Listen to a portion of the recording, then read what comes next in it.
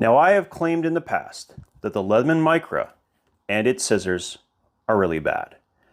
And today we're going to begin approaching whether that's just an opinion or if I can verify it in any way. So I'm probably going to have to buy more than one, but this is a perfect data point. This is an old Leatherman Micra in a sealed package, so I haven't tampered with it in any way. And we're going to see, did they used to have good scissors or not? Let's go ahead and get started. So from this point forward, there will be no cuts in the film. And the whole idea is I want you to see that I'm actually genuinely taking out a brand new Leatherman Micra from a package, and I'm actually going to test it with the materials that we've done in the past in the scissor testing, and to see whether the geometry and the cutting angle and all of that from the older Micras was good or bad. And then we'll move our way up in series and we'll actually buy a couple of new ones as well. And yes, I'm gonna buy 2 Leatherman Micras at the new ridiculous price of $50. So yeah, I'm not gonna feel happy about it, but I think for the purposes of identifying whether these scissors are good, it's going to be worth the experiment. So let's go ahead and unbox this thing first and foremost. So we'll just go ahead and cut this thing out. I need to get more complicated than that. And there we go. So this is the brand new Leatherman Micra. Now, date codes. Let's talk about date codes for a second. If you pull this old one out, which is not in great shape, okay? So I don't think it was a good example. You could see, let's see, you could see the date codes in here, 1996. This actually makes it one of the oldest Micras actually that I've seen. The other one, on the other hand, actually has a date code from 1997.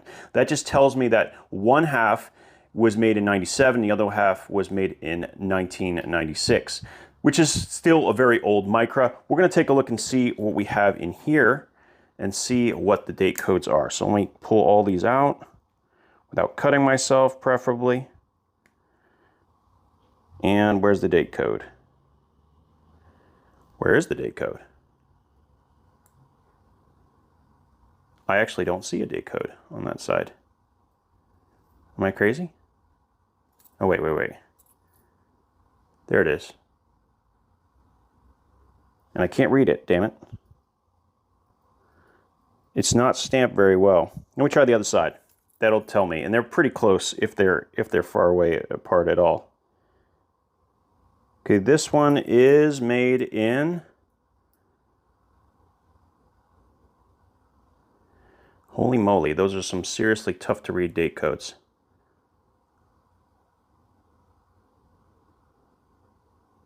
Oh yeah, okay, so 0200. So this is made in 2000. So this is made in 2000. So a few years later, but still 2000. So there's a couple things that might happen. I have had a good Leatherman Micra in the past that cut incredibly well. It is possible that it could be like that, which would be a good data point to show that either they have continued to be good or continued to be bad. We're likely going to have to get more Micra scissors to be able to verify one way or another. Now, I've had 6, and only one of them has been good. This could be number 2. This could be the second one that's good. And I'll tell you one thing that feels, yeah, it's about the same. The amount of play in the pivot. You can see the gap movement right there. That's going to be part of the problem. So what we're going to do is we're going to test against some of the materials that we've used. Now with these, you can't really force the jaws together. So we're going to test. Okay, that's nice and clean. That's good. Very good. So that's nice and sharp. It might seem like this is easy, but fabric can be particularly hard. That actually cuts very clean. Nice. Very good. At the tip? Yes. All right. So far, so good. Now let's try the paracord. Oh, yes. Okay, well, sort of, kind of. Certainly not at the tip. And, okay, so can't do the paracord. So that's consistent with other ones we've tried. That's not too bad at all. That one has struggles with that. It's once again getting between the blades, although it is cutting okay. See that? That's okay. I'm going to do a comparison with a few other scissors in just a minute. But yeah, it's struggling with that one as well. Now, and I would almost guarantee that it can't cut the Dyneema thread. Very few scissors, in fact, cut this thread. So let me find the end here. Okay, we're just going to pull this out. We can test that. I doubt it can cut this. Very few scissors. Oh, wow, it does. Holy moly. That's actually very impressive. Okay. Yeah, that's actually amazing. It is genuinely quite impressive to me. So that's pretty cool. Now, can it cut at the tip, which is like what I have is these little threads, and I want to see if it'll actually grab it. No, it doesn't. It does not appear to do so. That is not surprising. Very few scissors can. The Victorinox can, and that's very few others can do it. All right, so that's that so far. Now, we didn't try the Kevlar fabric. Let's try that real quick. Can it cut the Kevlar fabric? No, definitely not. Absolutely not. It goes right between the two sides. So with that, let's go ahead and take a look at scissors from other tools that are worth taking a look at. So we'll start with this one. This is the Mini Flagship Pro from Nextool. And I guess we'll go backwards. We'll start with the Kevlar. It still struggles with the Kevlar, just like that. So that's pretty standard, pretty equivalent. It can cut the paracord, just not well. Okay, so that's not as far apart as I would think.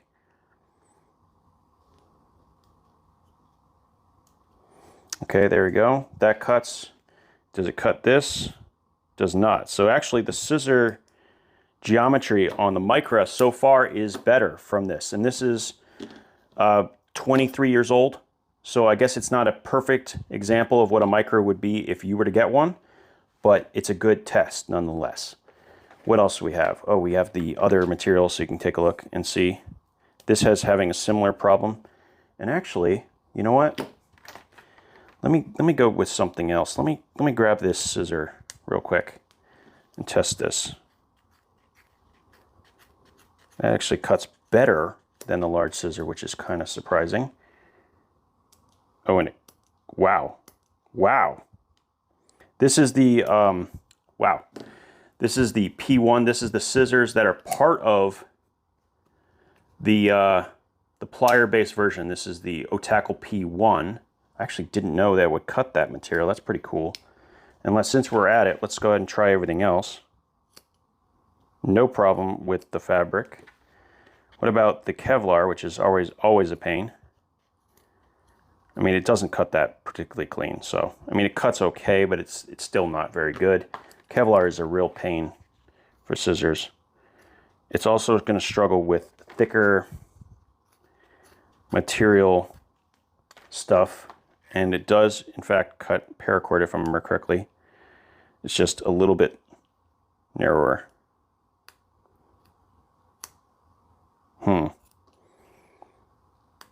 I don't know.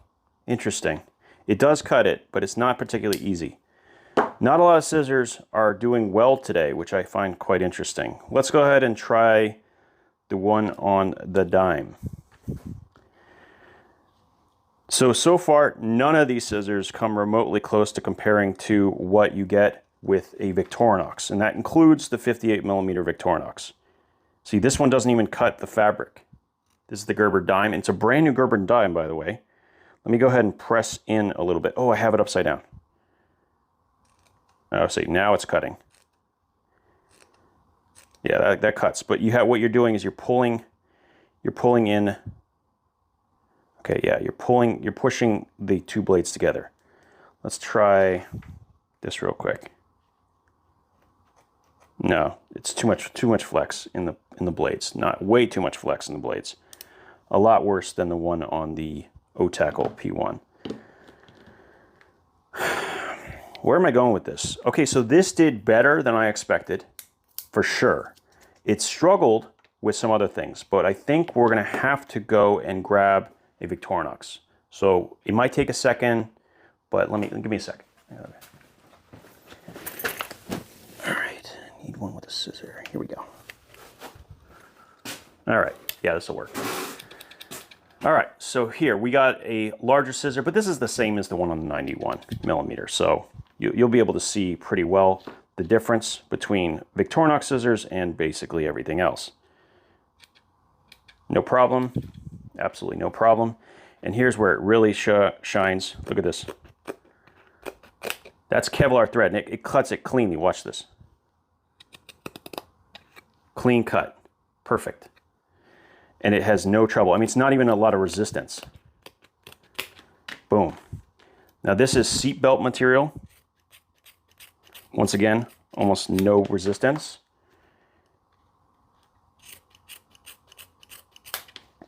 Clean cuts. This is a joke to it. Although it is, see, it slips out because it's got that satin finish. And then of course paracord. Even out at the tip with enough pressure, I can sort of do it, although it's not easy. And then of course it has no trouble, right? So you can see the difference. Like, you may as well go with the Victorinox most of the time. What I do think is quite cool though, is we have a decent performance from this Micra. This is 23 years old. So I think the next steps at this point are to go ahead and try one that is brand new and see if it still has that issue. But even in the 23-year-old model, you have the same problem that I have with all the other ones, which is that you have a very loose peening job, which is this pin right here. And without enough pressure between the two, you're gonna have issues with the cutting geometry. But what it does appear to be is plenty sharp enough. Like, the fact that it could cut this thread is really, really impressive. This thread was always giving trouble to me when it comes to scissors. A lot of scissors could not do it properly. Let's take a look at the Victorinox real quick. Like, even the Victorinox has a little bit of trouble with it, which is kind of amazing, right? We just saw the Micra do it. Let me just double check that one more time. This is actually one of the first times I've ever seen, look at that. I've actually seen the Micra beat a Victorinox at anything. That's amazing. So what we have is a good data point on decent Micra scissors, which I did know that at some point they were good. I had a 1999, which is the year before this, that cut like this. So this is very similar to that.